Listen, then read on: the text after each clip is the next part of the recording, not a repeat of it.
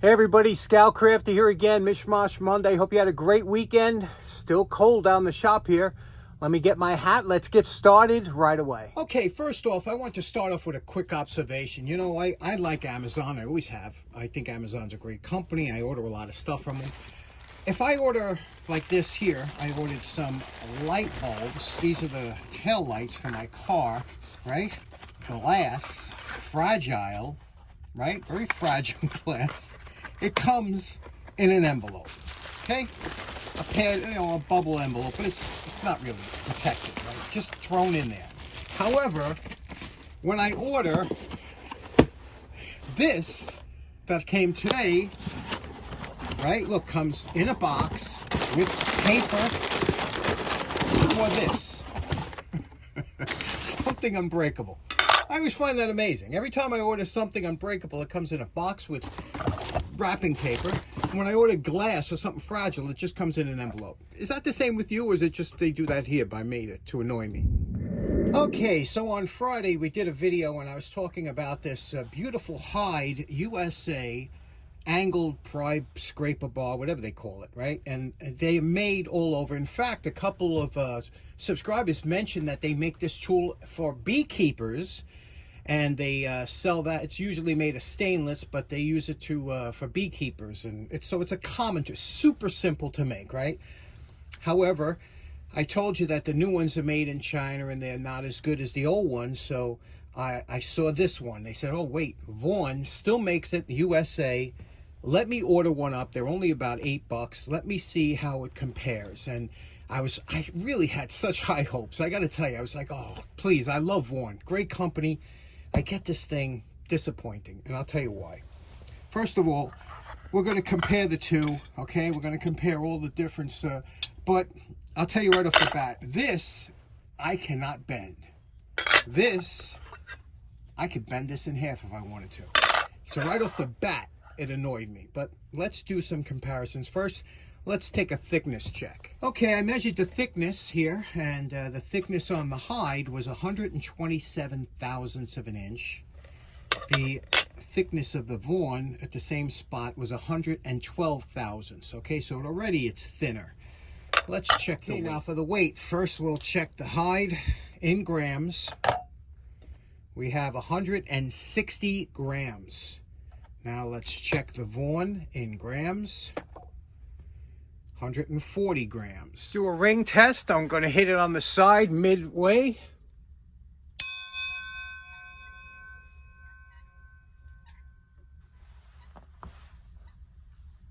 Okay, same thing.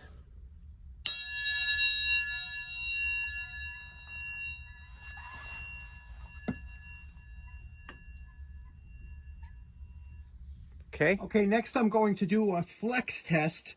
I'm going to pull it to 16 pounds. Watch how far this goes back. 16 pounds, which is right here. Now, that's exactly 16 pounds. See where it flexed? Let's do the same thing with the Vaughan. 16 pounds. That's 16 pounds. You see any difference in the flex? So there we go. It looks like, in my opinion, the hide is a better bar. And also, let me show you one more thing. You see where the nail puller is here? Look at that. Look how nicely it's scalloped in there to accept the nail. You know, because you're going in to get a nail. Look at that, right? And then look at this. Just looks like it's stamped out, you know. I got to tell you, if I didn't know better, I would think this was made in China. But I don't know. What do you think? A little disappointing, right? I was hoping USA would be similar. This is by far. No wonder these things are so prized after. Keep an eye out. USA hide. USA. If you find one, grab it. Okay, for today's project, you know, I was watching my good buddy Bill, you know him as Rollerball. He has he did a video where he restored this nice wooden box that he got, and it just gave me a little bit of inspiration. I wanted to make another one of these PVC toolboxes because I found recently some hardware, and just these three things. I said, boy, I could make a little toolbox out of that. So from finding this to getting these. I find these whenever I see them in the garbage, and you see them about spring and summertime when people are putting up fences. This is a 5-inch by 5-inch fence line post, and basically it is a plastic sleeve that goes over your 4x4 fence post, and then you can put up your vinyl fencing.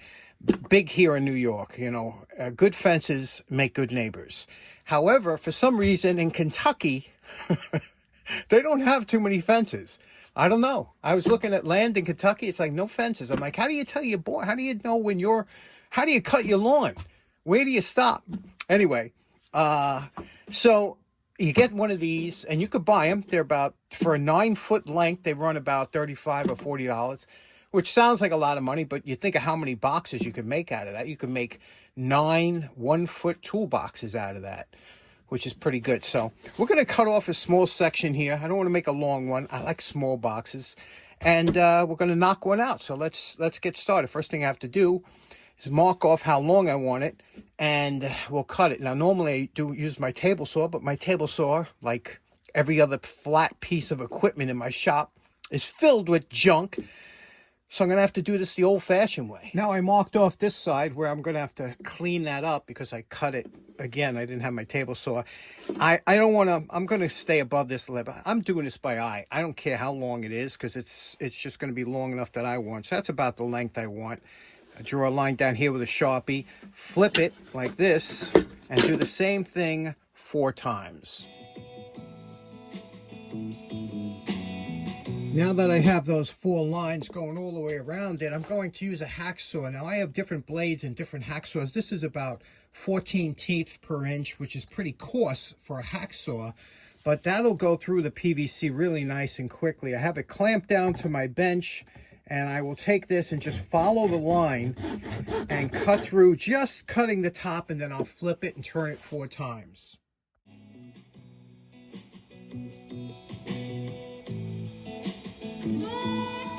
Okay, that only took about 5 minutes. Not the cleanest of cuts, but when you take this, you could always take a file or a block sander and really square it up nicely, but that's fine. Now this is good for another 2 or 3 boxes. This is what I was talking about, squaring up the ends. This is an old piece of belt sand I just tacked to an old board, and it's a sanding block. You put this on the edge here, and you just, and you flip it, and it'll square up your edges nicely. You know, and that's what you want. You want a pretty square. Okay, next up, you're going to find which side is the bottom. Take the worst side. This one has a little blemish here, so that's going to be the bottom. Put the bottom down 1 inch in from the end. 1 inch, make a mark like this. Just a mark, right, with a marker. On the other side, do the same thing, but use 2 lines, okay? 1 inch in from the end or so, right there. That'll be the bottom on both sides. Now what you're going to do is take a piece of scrap wood. I found this wood on one of my walks, and you're going to take the good side. Okay, you're going to put the good side down, which is this side, and then you're going to take this and lay it on top of that, and then go inside here and trace around like that. Just trace it and make a square. Okay, now I marked the inside of those. These correspond. Now the PVC is not exactly square, that's why you can't use a regular, you know, 5x5 or whatever. So we mark that now. We're going to cut on the outside of the line and cut these 2 squares out. Notice I also put number 2 mark and number 1 mark. That's the bottom of each one. It also identifies which side is which. We'll cut these out on the bandsaw real quick. Now your pieces should fit in here, and it don't have to be perfect. It just has to fit in there tight, you know, that it's not going to move around. And you can see how that fits in there. Again, because we lined it up. And we're going to do the same thing with the other side. Okay, we got the one side fitted here, you could see. Now the other side, remember there's that 1 line there at the bottom, inside. 1 line here, bottom inside. You take this here and you'll fit it. And it should fit nicely. Here we go, you see that? And then you kind of tap it in. Now when you have this set where these 2 sides are like that, now you're going to put your screws in, 2 on each side. Okay, you're going to measure it off, put 2 on each side, and then what we're going to do is we're going to cut the box lengthways in half. and then attach the hinges, the handle, and the clip. What do you think?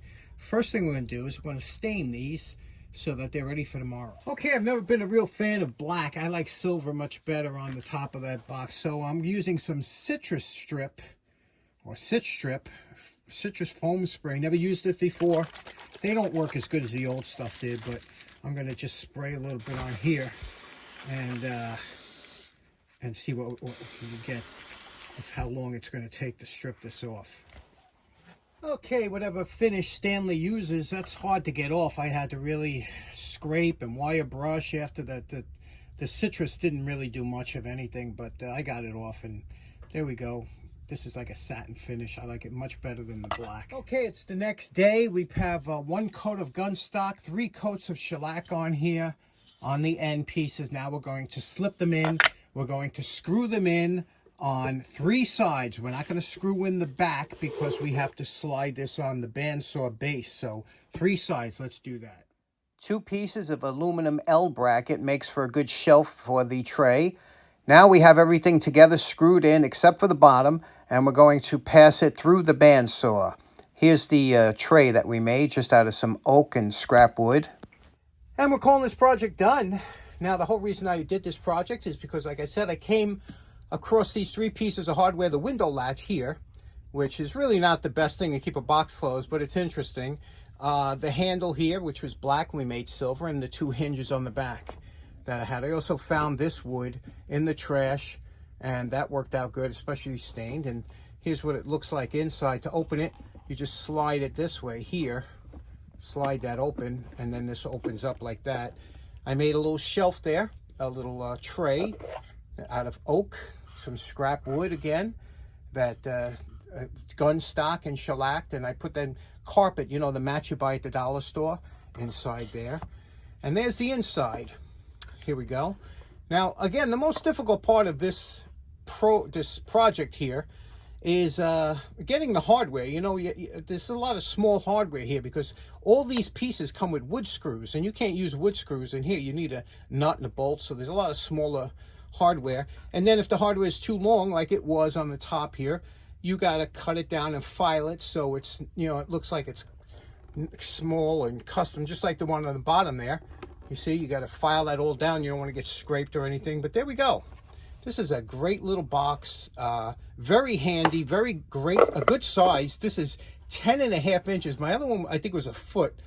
I think I did the other one in a foot long. This one's 10.25 inches, rather. 10.25, great size, just a great size for all kinds of stuff. What do you think about this project? Okay, so it's Monday. That means critter update, and we're going to talk today about the mice that, for those of you just tuning in, 5 weeks ago, my cat caught a mouse, and I was about to throw it outside, but I saw it was pregnant. It was very cold out. I put it downstairs in one of my fish tanks, and sure enough, it was pregnant. 2 days later, on Christmas Eve, it gave birth to 4 beautiful little mice, and they've been very shy for the first 3 weeks or so, but now they're starting to come out, poking their head, and they just found the wheel, and they are just in love with the wheel. And I'll tell you something, there is nothing more enjoyable than to watch these little critters run around and having such a good time in their cage. And they really are delightful little animals, and I will let them go in the spring, or the first warm day we get. I don't want to have any more than I have already. But there we go. There's an update on the mice situation. Okay, so in closing, I'd like to encourage you to try and make yourself one of those small little boxes out of any scraps that you have around. And I'll tell you, we can restore tools and things like that, but there's nothing more enjoyable than something you create, especially from junk and scrap around the house. That's the most enjoyable, to me it is. Those are the things you'll cherish most as you get older, things that you made earlier in your life. So thanks for tuning in. Hope you have a great day, and we'll see you again on Wednesday. Take care now. Bye-bye.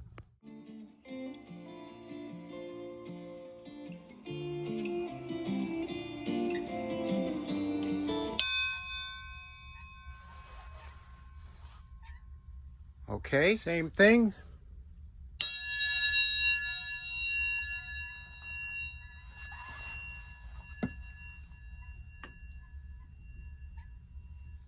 Okay.